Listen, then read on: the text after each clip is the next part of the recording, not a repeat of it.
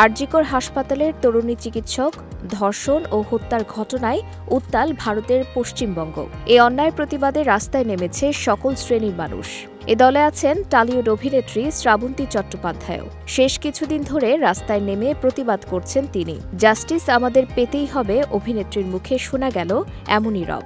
এবার বিচার চাইলেন আজমির শরীফে গিয়ে। বিষয়টি সামাজিক যোগাযোগ মাধ্যমে নিজেই জানিয়েছেন অভিনেত্রী। ৯ সেপ্টেম্বর নিজের সোশ্যাল হ্যান্ডেলে বেশ কিছু ছবি ও ভিডিও দিয়েছেন শ্রাবন্তী। সেখানে তার সঙ্গে দেখা গেছে অভিনেত্রী তনুশ্রী চক্রবর্তীকেও। মাথায় ওড়না দিয়ে কখনো প্রার্থনা করে সুতো বাঁধলেন শ্রাবন্তী, আবার কখনো বা তনুশ্রীর সঙ্গে ফুলের ডালি হাতে দেখা গেল তাকে। আজমির শরীফে প্রার্থনা করে দুই টলিউড অভিনেত্রী সেলফিও তুলেছেন। সেসব ছবি শেয়ার করে শ্রাবন্তী লিখলেন, শান্তি ফিরুক, ন্যায় বিচারের জন্য প্রার্থনা করলাম। মাসখানেক হয়ে গেল আরজিকর হাসপাতালের তরুণী চিকিৎসক হত্যার। তারপর থেকেই চলছে প্রতিবাদ। সে দলে সক্রিয় ছিলেন শ্রাবন্তী, তনুশ্রী।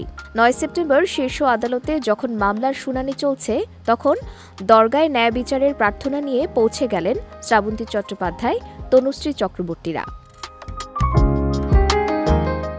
শ্রাবন্তীর জীবনেও অনেক কিছু ঘটে গিয়েছে। তিনিও বারবার মানুষের রোষানলে পড়েছেন।